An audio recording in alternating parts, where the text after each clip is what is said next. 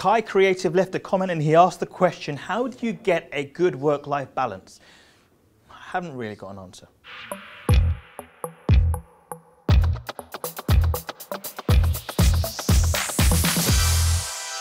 The reality of it is whenever we work for ourselves or in business, the aim is to work for a living as opposed to having to work for work. But it's a really tricky balance to get, and the reason is that when business comes in, when you work as a freelancer or if you work owning a small business, you don't know when the next bit of business is coming.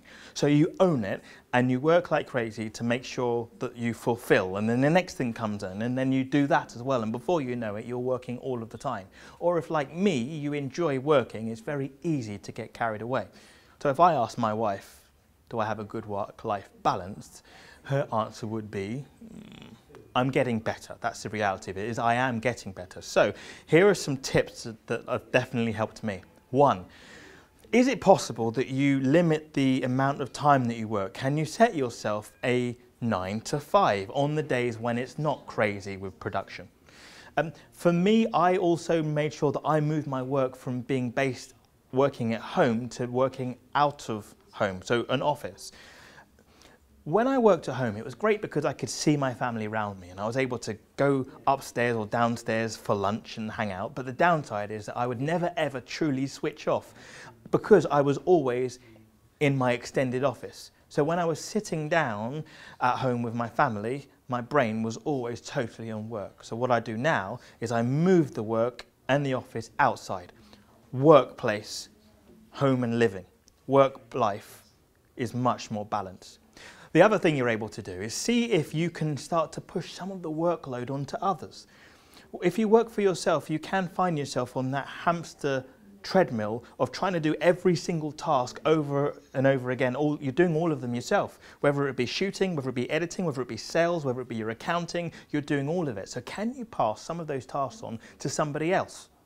And in that way, you get some of your time back. But beware, I'll be realistic that managing staff does have some time associated with it. So there is always still a little bit of jiggery-pokery that's necessary there.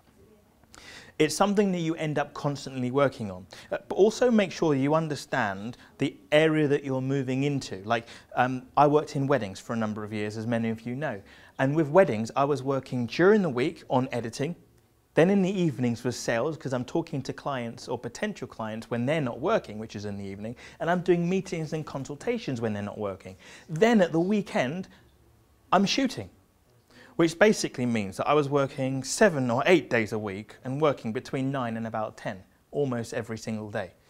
So then now we've moved more corporate and commercial. And the great thing is that the work that we do now in general is with businesses typically between 9 and 5, unless I'm working on a production where, like today we're probably going to finish quite a bit later, but it's okay because I don't shoot every single day. Which does make you think, what about those who do shoot every single day? If you are going to be a director of photography, and that's solely going to be what you do, or a director, it may be that realistically you are moving from one country to another, sounds glamorous, moving from one well-paying client to another, sounds glamorous, but the reality of it, it means that you have one long shooting day after another and you are on a different type of treadmill, which can be great, it can be enjoyable, but if you're looking for a work-life balance, it might take a little bit more effort. So work out where you fit within production and what might work for you. And remember, if you own the business, the aim is to make your business work for you as opposed to you working for your business. So thank you very much for listening along to this particular video. I would love to see your questions in the comments below. And as always, I really appreciate it if someone would subscribe, please.